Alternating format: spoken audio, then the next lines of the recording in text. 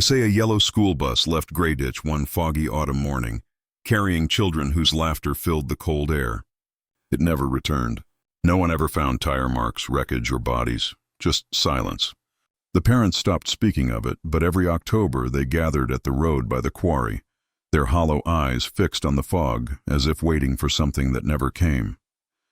Some truckers swore they'd seen headlights in the mist, the faint hum of an engine, and the echo of muffled giggles.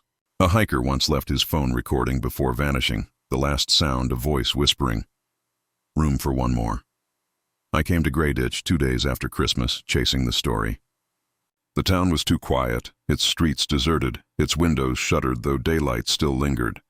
At the diner, when I asked about the bus, the waitress's hand shook as she poured my coffee. "Best not to ask about that," she muttered. Outside, I found a stop sign rocking back and forth, though the wind was still, and beneath it, small muddy footprints that led into the woods before vanishing. That night in my motel, I heard children laughing outside. When I stepped into the fog, I saw them. 2 faint yellow headlights glowing in the dark, the steady hiss of brakes. The deeper I searched, the stranger it became. Library archives had entire pages torn out, old records missing. A retired driver drunkenly confessed, "They made me drive it into the water." Before I could press him for details, he cut his own throat. At night, pale faces pressed against my window, their lips moving silently. The sheriff cornered me once, warning in a voice tight with fear, "Leave, that bus ain't yours to find." But I couldn't stop. The story pulled me in. One night I followed the footprints to the quarry road. Out of the fog, the yellow bus rolled forward, its paint rusted, its windows frosted from the inside. The door opened with a long creak. The rows of children sat waiting, pale and hollow-eyed, whispering together in voices that scraped like stone. Room for one more. Cold hands gripped my arms and dragged me up the steps. There was no driver at the wheel, yet the bus lurched forward as if guided by something unseen. The fog outside folded over itself. Time twisted. Through the windows I saw the missing hiker, a little girl with a red backpack, and finally, my own reflection in the glass, smiling back at me though my lips had not moved. Weeks later, the town went on as if nothing had happened. People whispered, but no one searched. At the diner, the waitress warned a traveler the same way she once warned me. Best not to ask about the bus. In the quarry woods, a phone was found in the mud, still recording.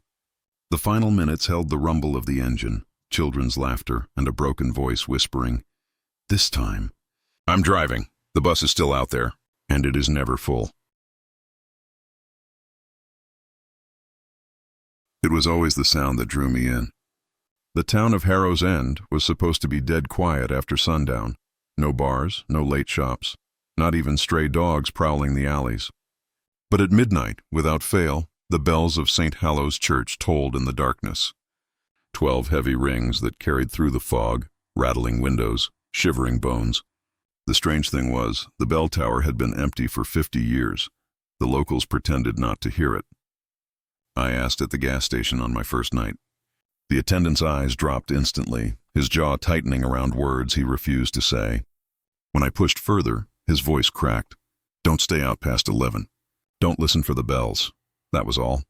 I had come as a skeptic, a freelance writer chasing folklore. The story went back to the late 1800s when the church was built with stone dragged from a nearby quarry, a quarry long abandoned now. Parish records told of accidents, workers falling from scaffolds, strange fevers among children, a priest who hanged himself from the tower's rope. Yet the bells remained, their sound carrying for miles, though the mechanism was said to have rusted solid decades ago. My first night, I waited by my motel window with a recorder. At exactly midnight, the toll began. The sound was deeper than I'd expected, not bright and metallic, but muffled, as if dragged from under the earth. Each ring lingered, echoing long after it should have faded. When the 12th came, I felt the floorboards tremble under my feet. Then silence.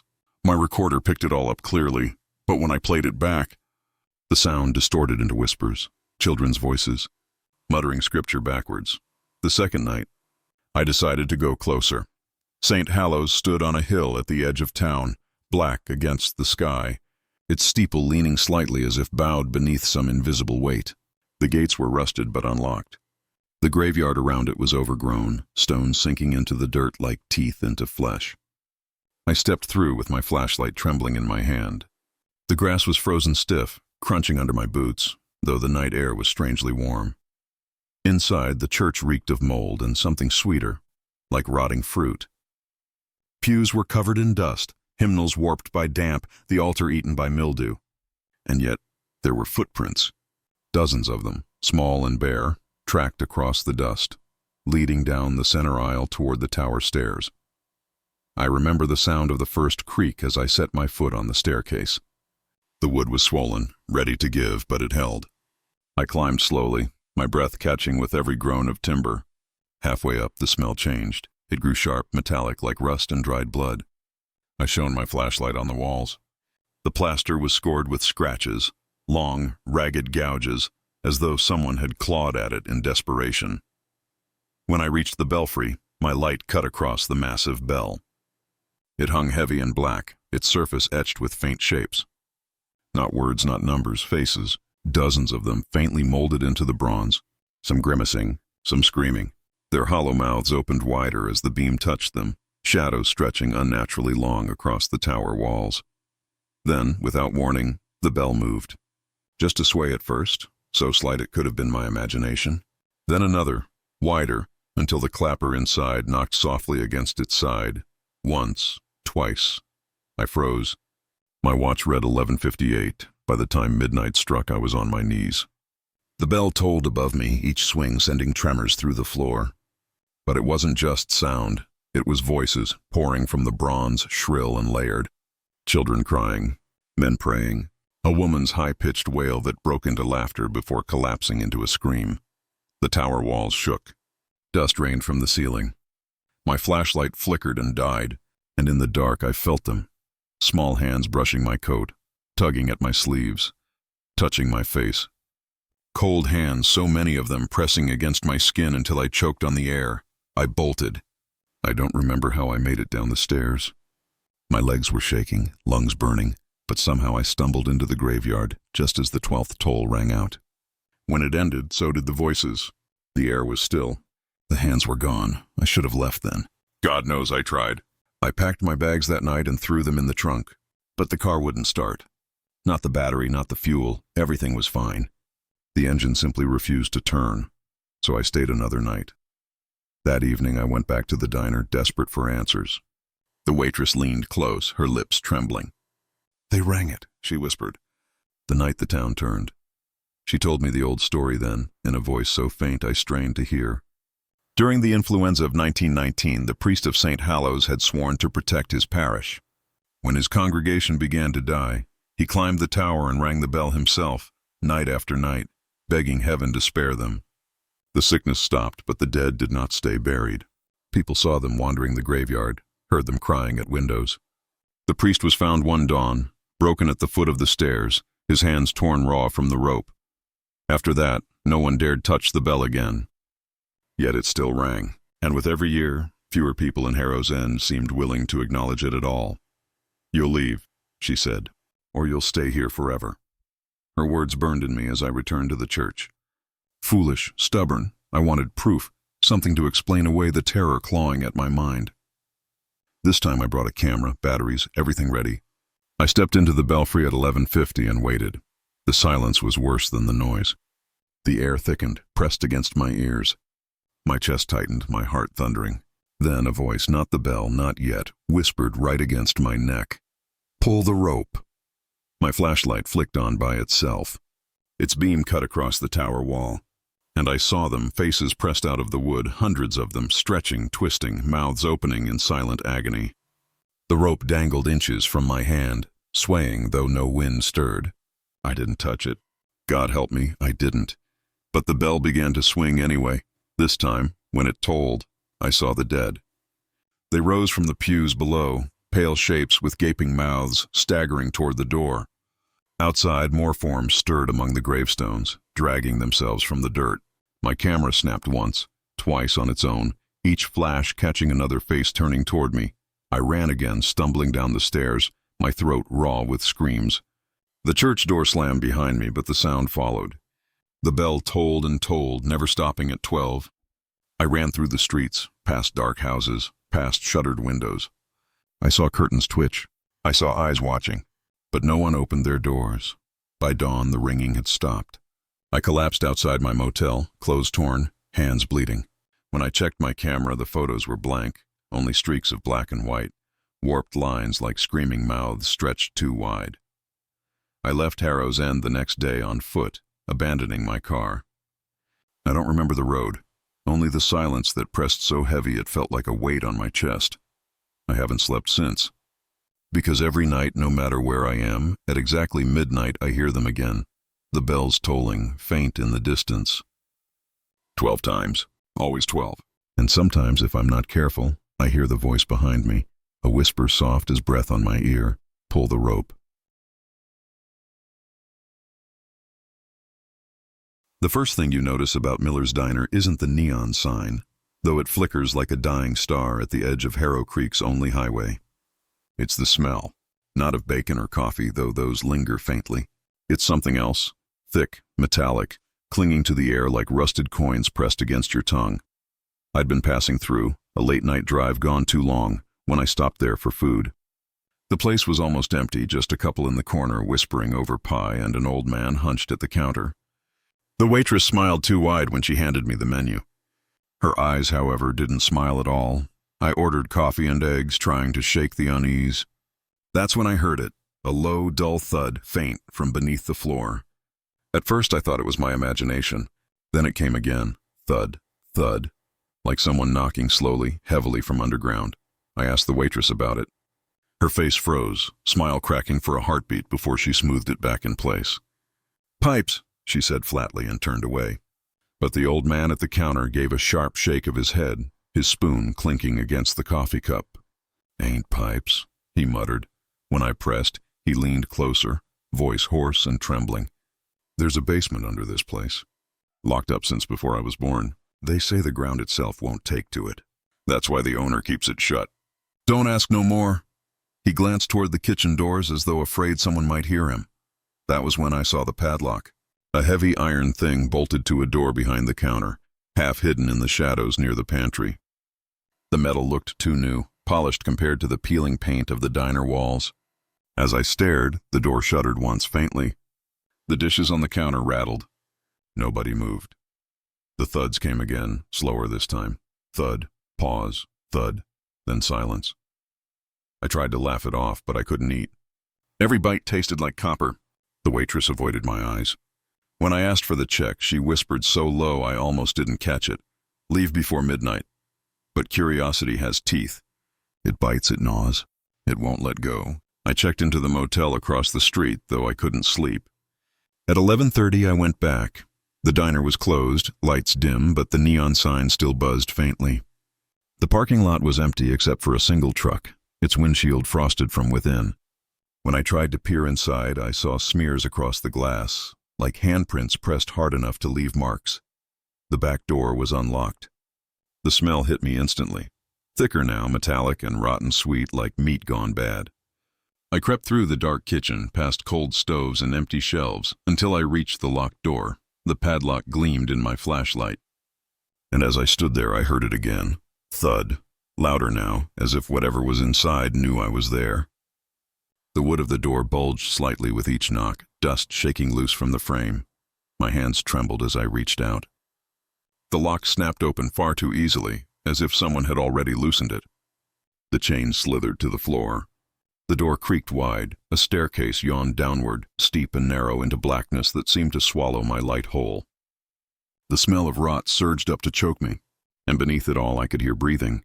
Slow, ragged, wet breathing echoing up the stairs. I should have run. God, I should have run. But I stepped down one creaking stair at a time. The walls were damp, stone slick beneath my fingers. My flashlight flickered, shadows jerking across the narrow tunnel. At the bottom, the air was heavy and warm, as though I'd stepped into a body's throat. The basement wasn't a room. It was a cavern. The walls weren't brick but dirt, packed tight, clawed with long grooves. In the center stood a table. On it lay bones, piles of them, small, fragile bones that could only have belonged to children. I gagged, stumbling back. That's when I heard the whisper, "Hungry." It came from the far corner. My light shook as I raised it, and there it was, At first, I thought it was a man, tall, hunched, but its arms were too long, hands dragging along the dirt floor. Its face was stretched, features melted as if wax had been left in the sun, eyes black hollows glistening with wet. Its mouth opened wider than a human jaw should, strings of drool glistening like silver threads. Hungry, it whispered again, its voice layered with dozens of others. Men and women and children all at once. I stumbled back, knocking the flashlight from my hand. The beam rolled across the dirt, cutting shadows into jagged shapes. In the flickering light, I saw more of them, faces pressed into the walls, mouths open in silent screams, as though the dirt itself had swallowed people whole. Their eyes followed me. The creature moved. Not fast, worse. It lurched, bones cracking, dragging itself forward with clawed hands. Every thud shook the floor. I grabbed the flashlight, scrambled up the stairs. Behind me, the creature moaned, a sound like hundreds of voices wailing together. The walls trembled. Dirt fell in clumps. The stairs groaned. I slammed the door shut at the top and fumbled the lock back into place, just as the wood bowed outward. A claw burst through, jagged and gray, scraping the air inches from my face. I threw my weight against the door, heart hammering, until finally, slowly, the pressure eased. The claw withdrew. The door went still, silence. I staggered back, gasping, sweat freezing on my skin. My flashlight beam shook over the floor. The waitress stood there, pale and trembling, eyes wide with something between fear and pity. "You shouldn't have gone down there," she whispered. "It never stops once it knows your name." She stepped closer, tears streaking her cheeks. "Every family here has given someone to it. That's the pact. That's why the diner stays open. Travelers come, strangers, outsiders. It eats and it leaves us be." I wanted to scream, to run, but I couldn't move. Behind the locked door, the thuds began again. Slow, patient thud. Pause. Thud. The waitress pressed a key into my hand.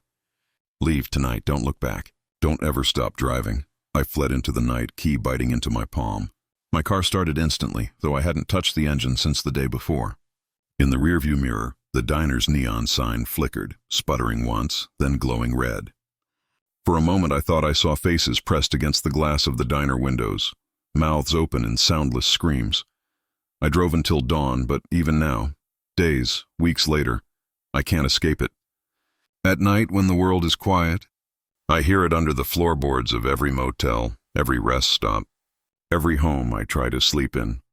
Thud, pause, thud, and in the silence between, a whisper low and wet curling into my ear, hungry. The quarry had been abandoned for decades. A black scar carved into the hills outside of Renshaw. It was a place parents warned their children about.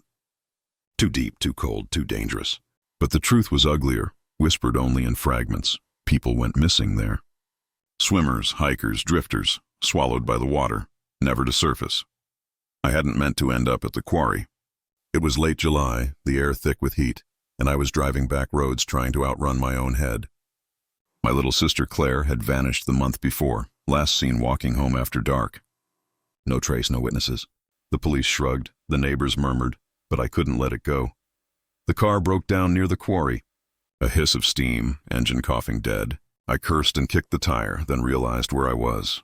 The stone cliffs loomed ahead, jagged teeth biting the sky.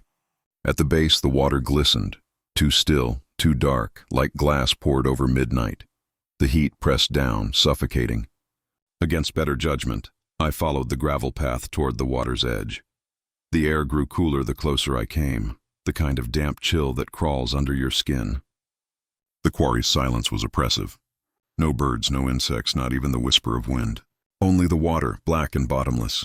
I crouched near the edge, staring into the surface. For a moment I thought I saw my own reflection, but it blinked too slowly. Its mouth moved. And then I realized it wasn't me at all. It was Claire. Her face stared up from the water, pale, lips blue, eyes wide with sorrow. She opened her mouth as if to scream, but only bubbles rose, bursting silently against the surface. My heart seized. I reached forward instinctively, fingertips grazing the glassy surface, and the ripples spread, distorting her face into dozens of others. Men, women, children, their mouths opening and closing like fish, gasping for air. Their eyes rolled upward to lock on me. I stumbled back, tripping over the rocks, gasping.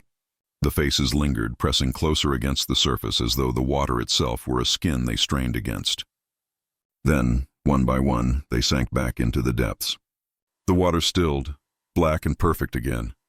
I told myself it was heat stroke, grief, imagination. But when I turned to leave, the path behind me was gone. The cliffside had shifted somehow, stone-jagged and unfamiliar. The only way forward was around the water. I hugged the quarry's rim, the narrow ledge forcing me close to the edge. My reflection wavered beside me in the water, except it didn't move when I did. It tilted its head, smiling faintly. I stopped. It didn't. Its hand rose, fingers pressing against the inside of the water's surface like a pane of glass. The rock beneath my foot crumbled. I lurched, arms flailing, and my reflection's grin split wide, stretching impossibly as though it wanted me to fall.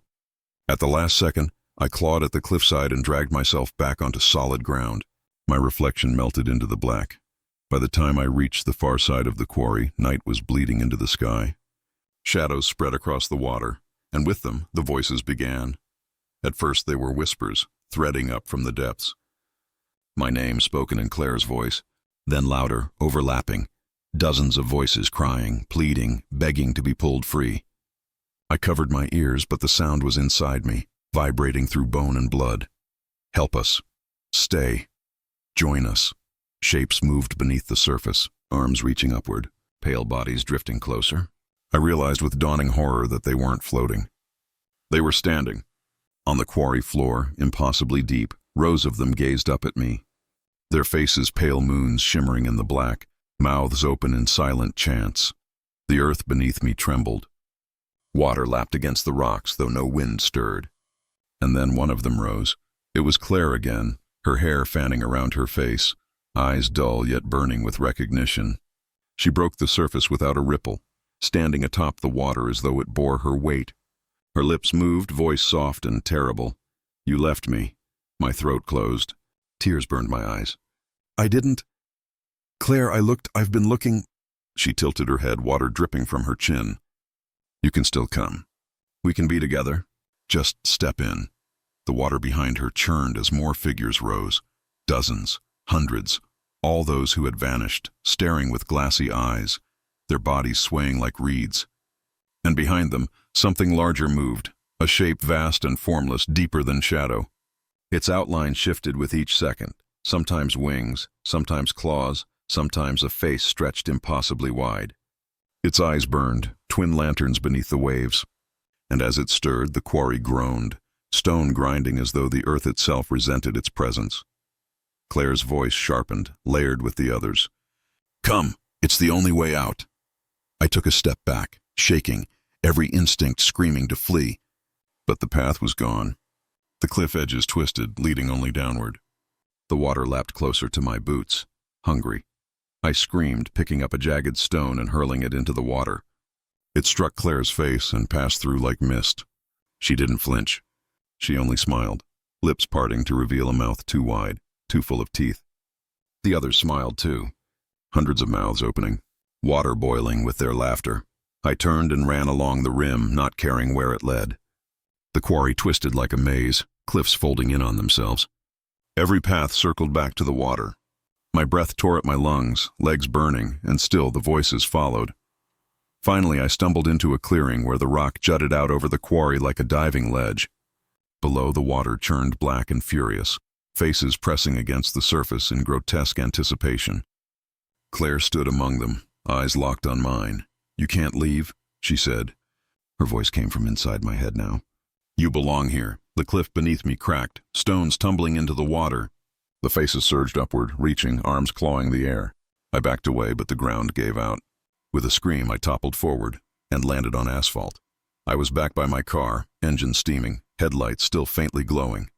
The quarry loomed across the road, silent, dark, as though nothing had happened. My heart hammered so hard I thought it would burst. I scrambled into the car, turned the key. The engine roared to life without protest. Gravel spat beneath my tires as I tore down the road, refusing to look back. But as I drove, I glanced in the rearview mirror. The reflection wasn't mine. Claire's face stared back at me, her lips moving silently. I covered the mirror with my hand, but it was too late. Her voice was in my head, soft and endless, repeating the same words over and over. Step in. Step in, step in. And somewhere behind the sound of my own pulse, I could still hear the quarry water moving. It started on a stretch of highway so empty it felt like I was driving through the hollow of the world. Midnight pressed down heavy, the only light my own headlights carving tunnels through the dark. I was coming back from a long-haul delivery 3 states behind me, 2 hours left to go. The hum of tires was hypnotic. My eyelids sagged. That was when I saw movement in the mirror. At first, I thought it was just a trick of exhaustion. A shadow in the rear view, something shifting in the back seat. But the cab light had been on when I stopped earlier, and I knew damn well the back was empty. Still, there it was, a shape, hunched and pale, crouched just out of focus. I twisted around, heart hammering. Nothing there. The seat was empty, worn fabric, grease stains. My own ragged breathing filled the silence. I turned back to the wheel, trying to shake the image. That's when I heard it. A soft exhale, not mine. I gripped the steering wheel tighter. Every mile marker I passed looked the same. The highway was deserted, no lights, no exits. Just me in the dark. The mirror flickered again. This time the shape leaned closer, its outline clearer. Shoulders too sharp, neck too long, head tilted unnaturally as though it had been broken. I forced myself to keep staring forward, but I couldn't stop glancing. Each time I looked, it was closer. I reached for the radio, static crackling through dead channels. Finally, a voice cut in, a trucker calling out, "Anyone else seeing something strange on mile 67? My blood froze. That was exactly where I was. But before I could respond, the channel dissolved into a high-pitched shriek that made me tear the knob off. The breathing in the cab deepened. I could feel it on my neck now, warm and damp. I slammed my fist against the wheel. "Who's back there?" My voice cracked. No answer, just a soft, deliberate chuckle, so close it could have been in my ear. I swerved onto the shoulder, braking hard. Gravel spat under the tires. I spun in my seat, eyes wide. The back seat was empty. But the smell of rot lingered, thick and sour. I gagged, flung the door open, stumbled into the night air. The highway stretched endless in both directions, silent as a grave. My hands shook as I searched the cab with my flashlight. Nothing. No footprints, no sign of anyone. Just my cooler, my duffel bag, the crumpled wrappers. I climbed back in, slammed the doors shut, locked them. Maybe I was losing it. Sleep deprivation, paranoia. I started driving again. Mile 68, 69, the road blurred. I told myself to focus, to stay calm. Then, without warning, the dome light flicked on. My heart stopped. In the mirror, the figure sat upright now, fully visible. Skin gray, stretched thin over bones, eyes black pits that seemed to swallow light. Its lips curled, and in a voice like rust scraping metal it whispered, "Keep driving."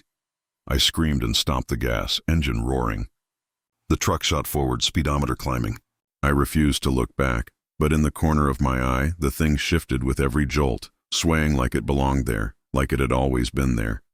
The road signs blurred past too fast to read. My vision tunneled.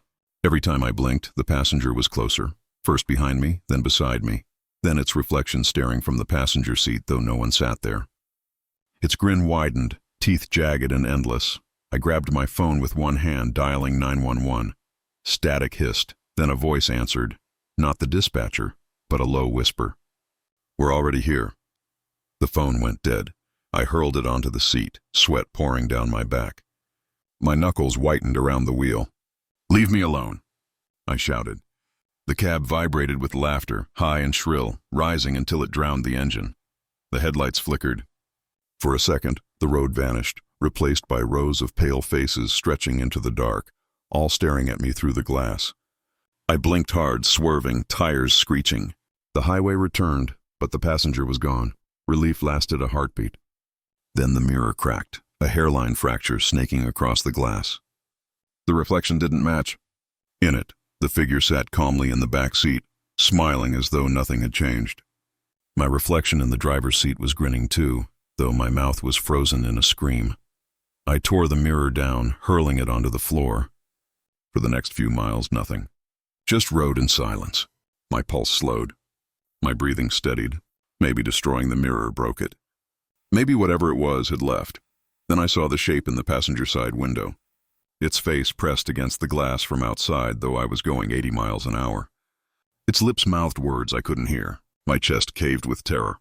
I slammed the brakes. The truck fishtailed, skidding sideways before grinding to a stop. I sat trembling, staring into the black trees beyond the guardrail. The window was clear. No figure, no face, just night.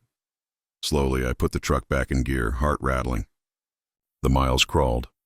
Finally, an exit sign loomed. Rest area, 1 mile. Relief surged. I pulled off, parking under the weak yellow glow of the lamps. Other trucks sat quiet, engines off, their drivers asleep. I shut mine down and collapsed forward against the wheel. For the first time that night, silence. No breathing, no laughter, just my pulse. I leaned back, closing my eyes. The knock on the glass jolted me upright. It came from the passenger side window. 3 slow taps. I turned my head, dread pooling like lead. The gray face stared back, inches from mine, eyes endless, teeth bared in a grin that split too wide. The glass warped, bending inward as if something pressed from the other side. The lock snapped open. I scrambled for the handle, but too late. The door swung inward with a screech. Cold hands gripped my arm, pulling me across the seat. I screamed, kicking, thrashing, and then I was outside the truck, standing in the empty rest stop. The truck was gone.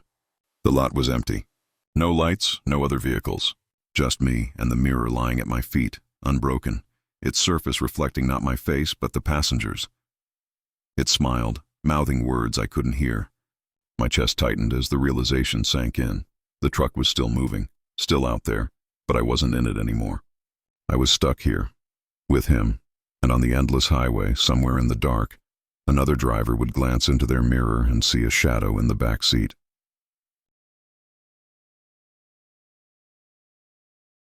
Everyone in Ashford remembered the night he first appeared. It was late autumn, the air sharp with frost, and the stranger stood at the crossroads just outside the last gas station. Nobody saw him arrive. One moment the road was empty.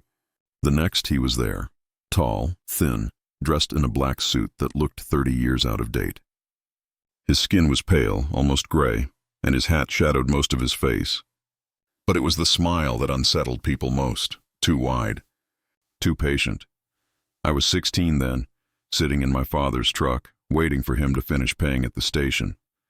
The stranger stood by the road, head tilted, eyes locked on me. I remember gripping the steering wheel, though the engine wasn't on, my palms sweating. He didn't move, didn't blink, just watched. My father slid back into the cab. "Who's that?" he muttered. When I glanced back, the road was empty. That was how it always happened. Someone would see him at the edge of town, by the tracks, near the old church, at the river bend, and when they turned to tell someone else, he was gone. No one knew his name. No one had ever spoken to him. But wherever he appeared, something bad followed. The first was Mrs. Caldwell, who swore she saw him outside her window, standing in the yard just before her husband collapsed from a sudden stroke. Then it was the Jenkins boy who told friends he saw the man by the abandoned mill. That night the boy never came home. The sheriff dismissed it all. Said people were letting their imaginations run wild. Said grief made you see things. But I knew what I saw that night at the gas station, and over the years I kept seeing him, always at a distance, always watching. By the time I was 25, I had left Ashford behind. Tried to forget. But the phone call dragged me back. My father had vanished. No struggle, no sign of forced entry. He'd simply left the house one night and never returned. The neighbors whispered they'd seen a tall man in black walking the road that evening. I drove all night, the roads familiar and alien all at once. When I pulled into town, the streets looked smaller, houses darker, as though the place itself had shrunk. The gas station was boarded up, its sign rusted and broken, and on the hill above, near the old oak tree, he was waiting, the same suit, the same shadowed face, the same terrible smile. This time I didn't look away. I climbed the hill, gravel crunching under my boots. My heart thudded. "What do you want?" I shouted. The stranger tilted his head, lips moving just slightly. No sound. His eyes, deep and empty, glinted with something like amusement. "Where's my father?" My voice cracked. The stranger lifted one hand and pointed, not at me, not at the ground, but at the town spread below. My stomach twisted. The streets, the houses, even the church steeple seemed smaller, as if collapsing inward. The town looked fragile, paper thin. Then he was gone. I staggered down the hill, pulse racing. The next days blurred into fear and confusion. People were disappearing one by one. Old neighbors, childhood friends. No struggle, no evidence, just gone. And each time, someone swore they saw the stranger before it happened. I began keeping watch from my father's porch, shotgun across my knees. The nights stretched endless, silence broken only by the ticking of the clock. I slept little. When I did, I dreamed of the stranger standing in my room, smiling down at me. On the third night, the dream bled into waking. I opened my eyes and saw him at the end of the hallway, his shape framed by the doorway. His hat brushed the ceiling, though the hall wasn't that tall. His smile stretched wider. I blinked and the space was empty. I couldn't take it anymore. I drove to the sheriff's office demanding he do something. He sighed, rubbed his temples. "You think I don't see him too? You think I don't know?" His voice cracked. "But what can we do? He ain't human. He's waiting for something." That night I sat at the crossroads outside town where I'd first seen him years ago. Midnight passed. Then from the darkness he stepped forward. My breath locked in my throat. "You've been watching us," I said, forcing my voice steady. "Why?" The stranger tilted his head. For the first time he spoke. His voice was low, like dry leaves scraping pavement. "Waiting? For what?" The smile widened, splitting his face in ways a human mouth should not. His words stretched, layered, like a chorus. "For you to notice." The air around me shifted, heavy and wrong. Behind me, the town groaned. Lights flickered. Houses sagged. Roads cracked. The whole place folded inward like paper burning at the edges. I staggered back, eyes wide. "Stop it!" The stranger stepped closer. His shoes made no sound on the gravel. His eyes bored into me, hollow and endless. "This town belongs to me. It always has, and now, so do you." I turned to run, but the road stretched, lengthened. The horizon kept moving away no matter how far I sprinted. My lungs burned, legs numb. I glanced back. He wasn't chasing me. He didn't need to. He stood at the edge of town, smiling, and the streets curled back toward him like they wanted to return. One by one, houses folded into themselves, collapsing into black. Street lamps winked out. The church bell tolled, though no one had rung it. And with each sound, the town grew smaller, disappearing into the stranger's shadow. I screamed, clawing at the pavement, but it melted into ash under my hands. Buildings crumbled, trees withered. And soon, there was nothing left but him, standing tall against an endless void, his smile the last thing that remained. When I woke, I was sitting on the same hill where I'd first seen him. The sun was rising. The town was gone, just empty fields stretching to the horizon. My truck sat rusting nearby, keys still in the ignition, but I wasn't alone. In the rearview mirror, I saw the stranger sitting in the back seat, hat tilted, smile sharp and patient. He didn't move. He didn't need to. I knew then he wasn't tied to Ashford. He was tied to me, and wherever I drove next, he would be there, waiting at the edge of every town, smiling, until there was nothing left at all.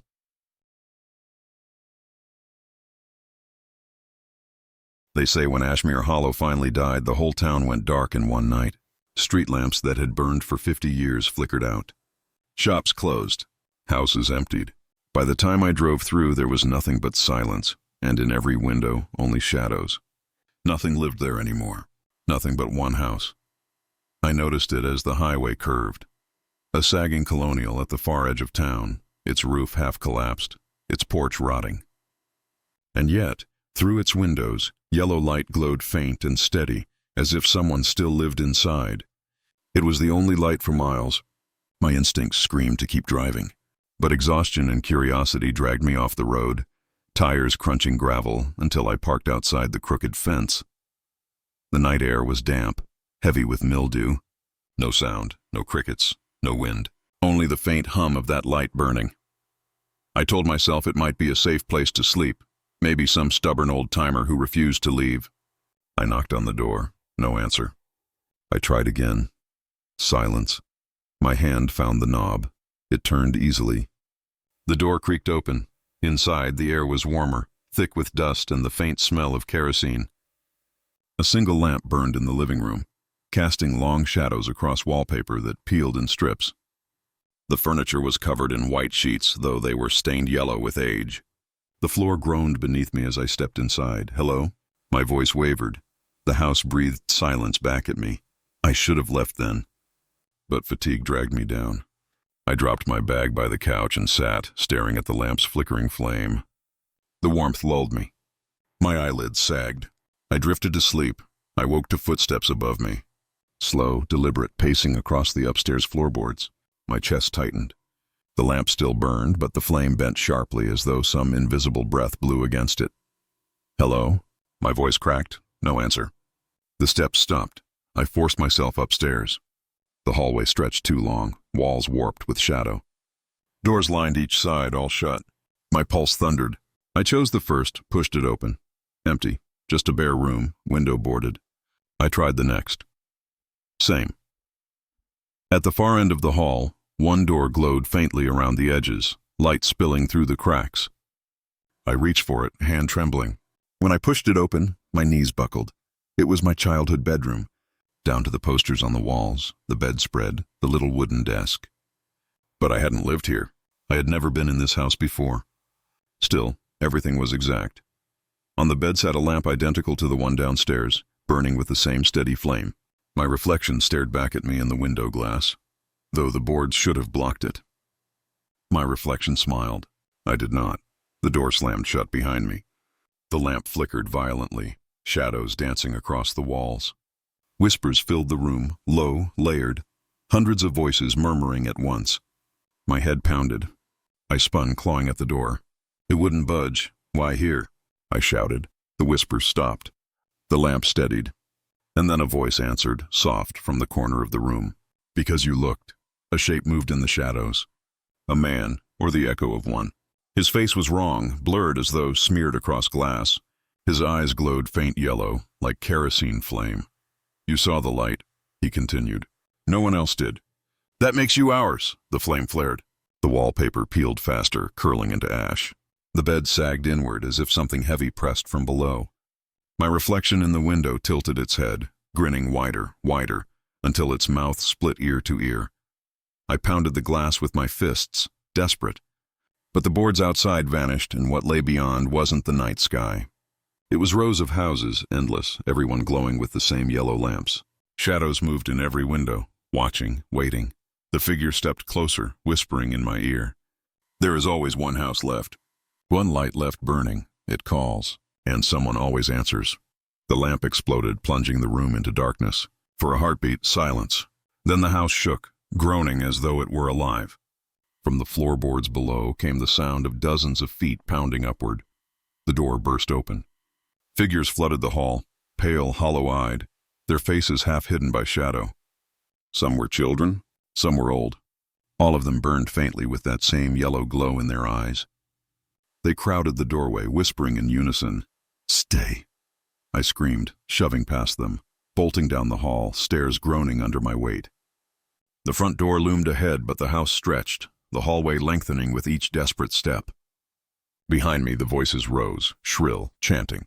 The light from the lamp still glowed somewhere deep in the house, no matter how far I ran. Finally, the door gave. I tumbled outside, stumbling into the night. The house loomed, windows blazing with yellow fire now, dozens of faces pressed to the glass. They watched me, smiled at me. I didn't stop running until the town disappeared behind me. When I finally collapsed against my car, chest heaving, I dared one last look. Far in the distance, the house still glowed, the only light in the hollow night, and when I started the engine, my headlights flickered. Not white, but faint yellow, steady, as though lit by kerosene. The voices whispered from the back seat. "You saw the light. Now you carry it." I slammed my foot on the gas, fleeing into the dark highway. But deep down, I knew the truth. Wherever I went, wherever I hid, there would always be one house left. Always one light still burning. And eventually it would be mine.